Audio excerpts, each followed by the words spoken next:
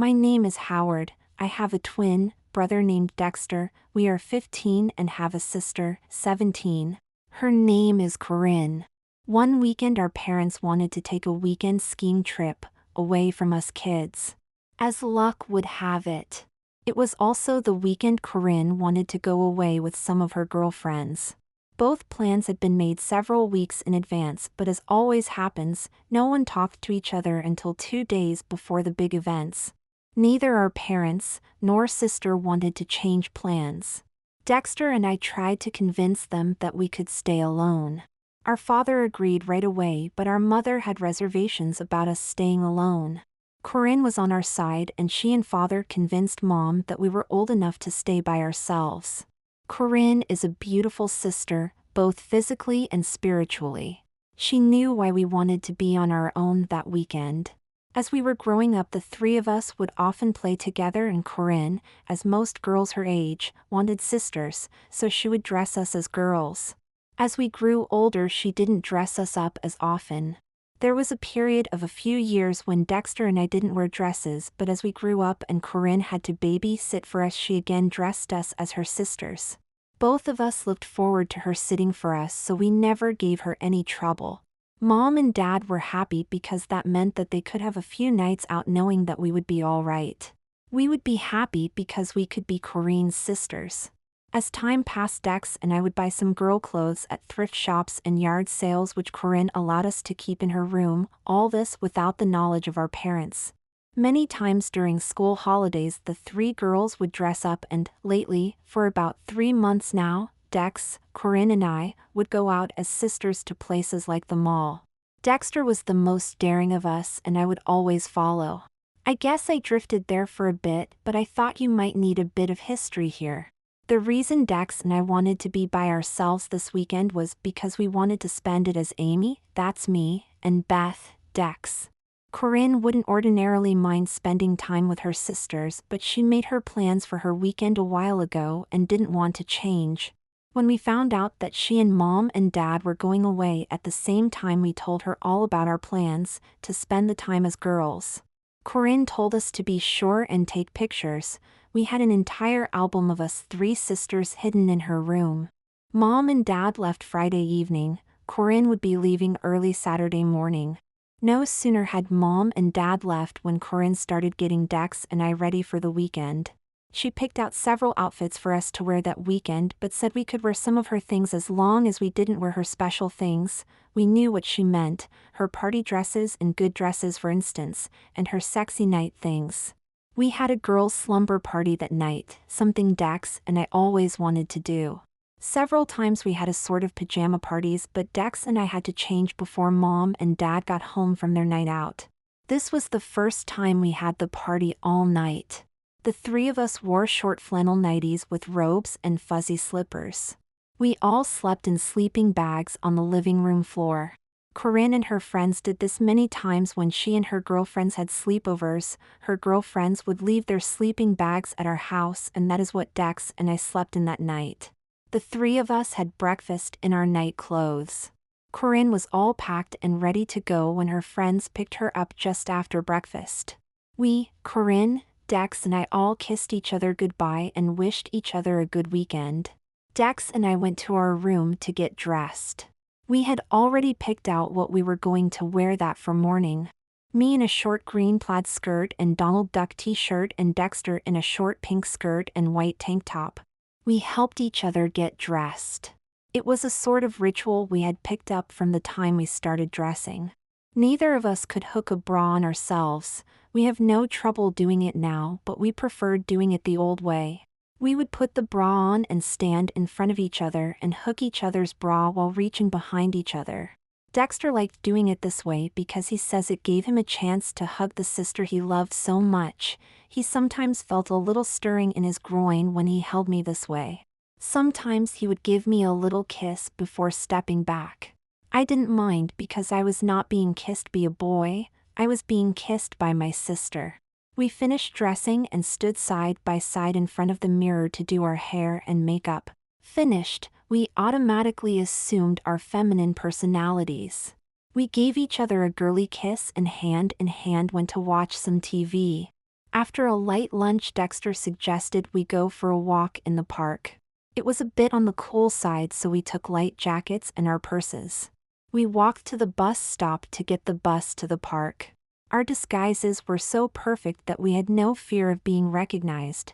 Not only did we look different, we moved different, our body language was different as was our movement and gestures. There was a ball game going on which we stopped to watch. Dexter saw a boy there who he thought he might have some fun with. I didn't know it at the time, but Dexter had a sort of crush on him.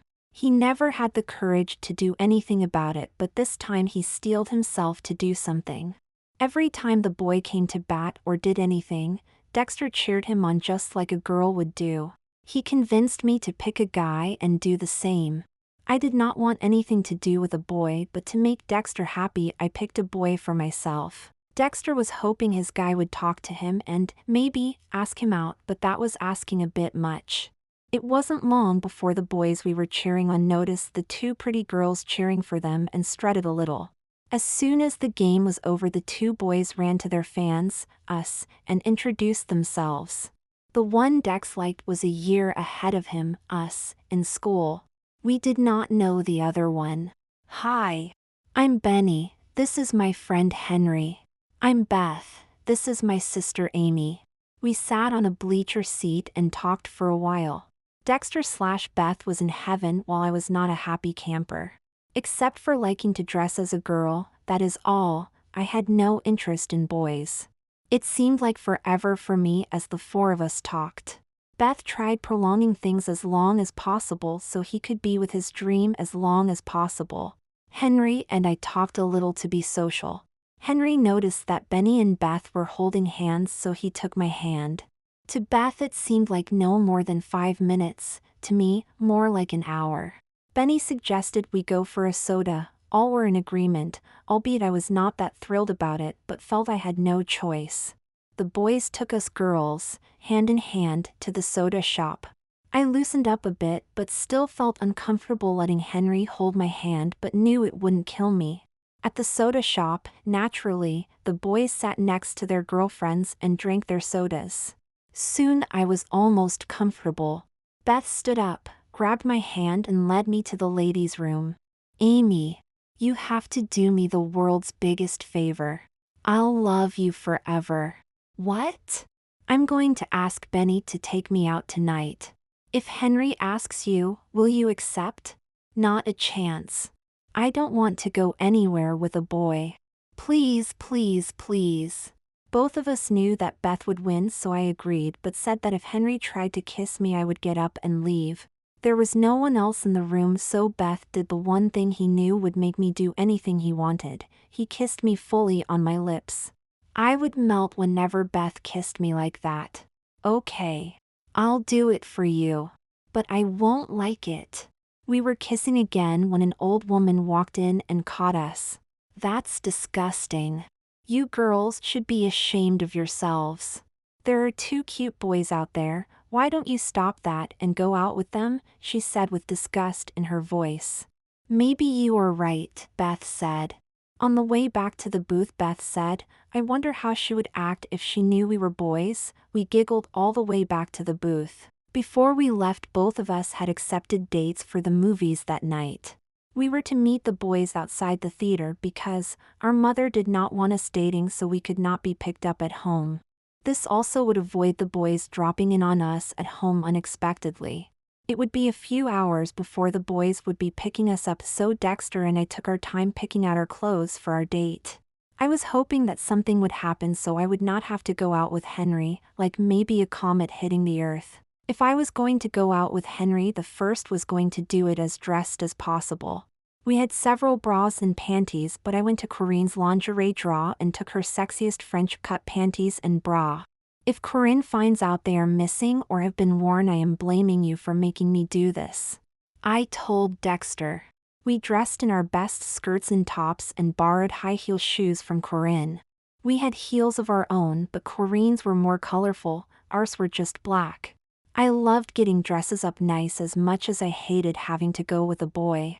"How do you know you don't like going with a boy? You've never done it before, you might like it," Dexter asked me. I just don't like it. It is not right. We are boys, we just look like girls.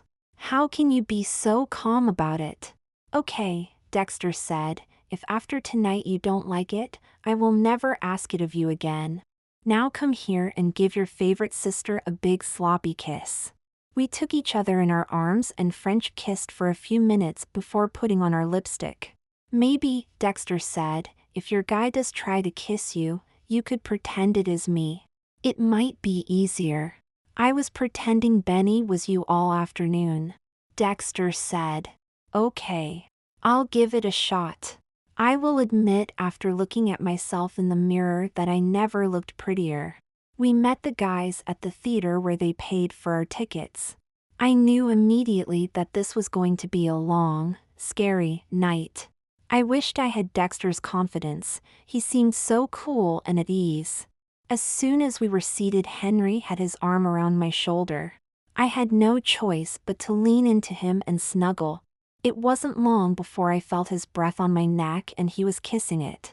Rather than delay the inevitable, I turned my face to him.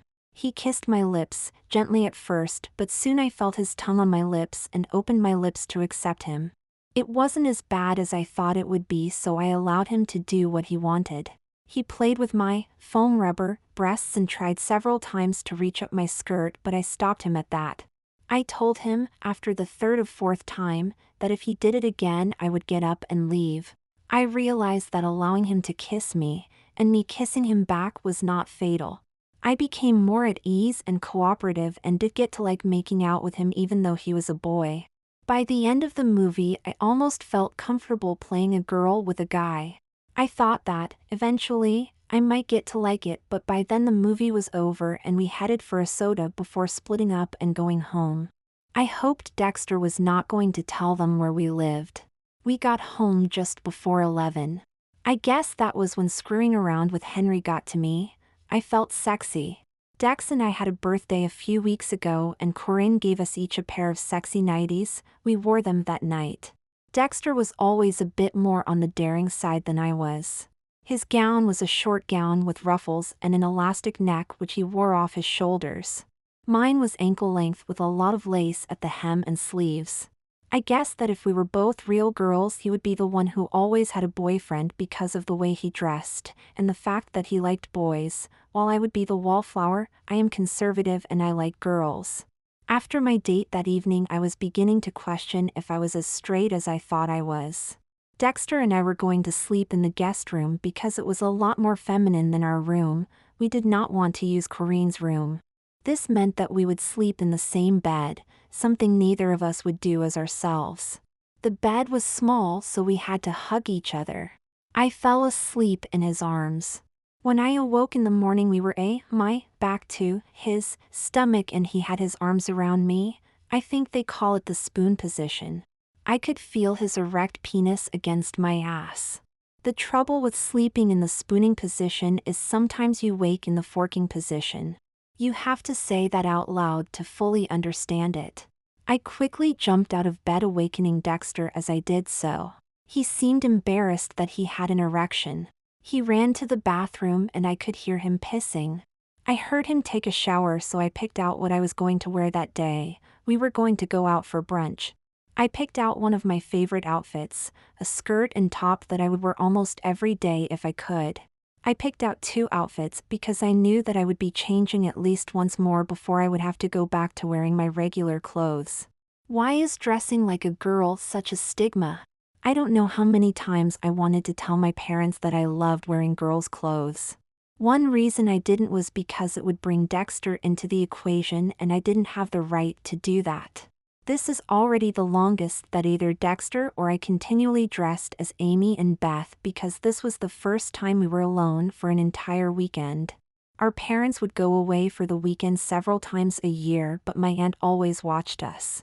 Corinne convinced them that if she was old enough to watch us for a few hours, she was old enough to watch us for a weekend. The problem was that this was to be the first weekend she would be watching us, and the lack of communication left us alone. Our aunt was on our side and the 4 of us convinced Mom and Dad that we could do it ourselves. Besides, Aunt Ruth only lived 15 minutes away. After my shower, Dexter and I got dressed. He also wore his favorite outfit, a red tank top and short pleated skirt. I was in my red turtleneck and short black skirt. We did each other's hair and makeup. After brunch at a restaurant, Dexter convinced me to go walk in the park where, would you believe it? The same boys were playing baseball. Always being the dominant one, it didn't take long for Dexter to convince me to stay and watch. What else are you going to do? Sit home and watch TV, he said. Ben and Howard spotted us and waved. We waved back. It was a long, hot game and our guys' team lost. They came over to us like yesterday and started talking to us. Like yesterday, they asked us for a soda. It was hot and I thought a soda would hit the spot, so I allowed Henry to take my hand as was walked to the soda shop. This time it felt natural and I had no qualms about holding a boy's hand. We walked behind Beth and Benny, and about a block from the soda shop I saw Benny take his hand from Beth's and put it around his waist. Henry did the same to me, and I was surprised at how nice it felt with his arm around me. I moved just enough closer to him that our hips touched. At the shop we again sat with me and Henry on one side of the table and Beth and Benny on the other. The booths were big, but I sat as close to Henry as I could. We shared some fries and a soda and just talked to each other for what seemed like hours. Before we realized it, it was almost 5 o'clock. Beth and I had to go because Corinne would be home soon. She knew what we were doing, being Beth and Amy, but we wanted to be home when she got there. Why? No reason, we just wanted to be there. Beth and Benny kissed goodbye and Henry and I kissed. This time I enjoyed it, wishing I had kissed him sooner. It was unfortunate that we could not see each other again because we, Beth and I, did not know when we would be able to have enough time again. Corinne, Beth and I arrived at almost the same time. Her car pulled into the driveway just as Beth and I were going in the door. We hugged and kissed each other and Beth had to open his mouth and tell her all about our weekend. I was a bit embarrassed when he told her all about our boyfriends. You girls sound like you had a good time, Corinne said. We sure did. It is too bad it has to be over so soon. I told her. I knew that if we ever had the opportunity to do it again, I would not be so nervous if Beth and I had to interact with boys, not that I was looking forward to that. Well, how about we end it with a bang? Corinne asked. How do you mean? I asked. We know that when Mom and Dad take these weekends, they never come home before midnight. I also know that you two have been eyeing my party dresses since I bought them. How about I let you wear them and we go out to the teen dance club? It closes at 11. That will give us plenty of time to have some fun and still be home before them. We can have a girls' night out. How about it? She was right, at least with me. I had been admiring the dresses she was talking about and did want to at least try one on, but would not without her permission. I looked at Dexter, he looked at me, and we both said yes. We hugged each other. Okay girls, let's get ready. I'll have to do your makeup and I think I can do something with your hair. You look good enough as you are, but not for where we are going. Start getting dressed and call me when you are ready. In our room, Dex and I stripped to our bras and panties. Corinne knocked on our door and walked in holding the dresses. She held them out and chose one for me and one for Dex. Knowing this was a special and a first, she also brought us each a waist snipper, which she helped us get into after our shower. Good old Corinne also brought us each a sexy set of panties and bra, both brand new, still in their packages. In our panties and bras we called her to help us with our cinchers. With the cinchers our padding looked so much better, it showed more curves. When I put the dress on, it fit as if it had been made for me, so perfect. Dexter's was just as pretty on him. Corinne was called to do our hair and makeup. Whenever Beth and I got dressed, we did as best we could and always did a good job, but when Corinne finished with us, it made what we used to do so amateurish. I asked her to teach us how to it for the future. She gave us matching purses and a flower to carry. I don't know why the flower, but they did look nice with the dresses. As she opened the front door, we were met with a most dreadful surprise. Our parents were just reaching for the door. 3 stunned girls staring open-mouthed at 2 just as shocked parents. They weren't supposed to be home for several hours. We stepped back inside. Mom and Dad looked Dexter and I up and down several times. "Sit," is all Mom said to us, the three of us. We sat side by side on the couch, Corinne in the middle. Mom and Dad went to the kitchen for a few minutes. Mom came back alone and looked at us all dolled up as we were. "I would assume there is an explanation for this," she said, pointing to Dexter and me. We were so busted there was nothing to do but tell the truth. We told her that for years Dexter and I had been dressing as girls and we liked it. We talked for about an hour telling her that we meant no harm and that we were sorry. "I want you three to meet someone. Barbara, you can come in now," Mom said. "Barbara? Who the hell is Barbara?" We looked where she was looking and saw a very attractive woman walk through the door. She was wearing a very short red dress that followed her curves and left little to the imagination. Her dress was sleeveless and just barely covered her crotch. Her high-heel shoes were red to match her shoes. Her hair was long, to well below her shoulders. She was smiling broadly and she was our father. "Girls, meet Barbara." Corinne, Dexter, and I looked at each other. It was almost a full minute before we gained the power of speech. Movement would come later. Barbara, our father, crossed the room and sat so sexily on a chair near us. "I guess we owe you girls an explanation. In case you haven't guessed, your father is a cross-dresser, just like you two." She indicated Dexter and me. "For several years," she continued, "we have been going away so he could live as Barbara for a few days. It helped relieve tensions and made him a better person. You may have noticed how much calmed he was after these weekends." As Mom talked, I noticed that Corinne, Dex, and I were staring at Barbara. She was pretty. Could I ever look that pretty? I guess you are surprised at a lot of things tonight, and in case you are interested, we are home because of a small fire at the resort we were at.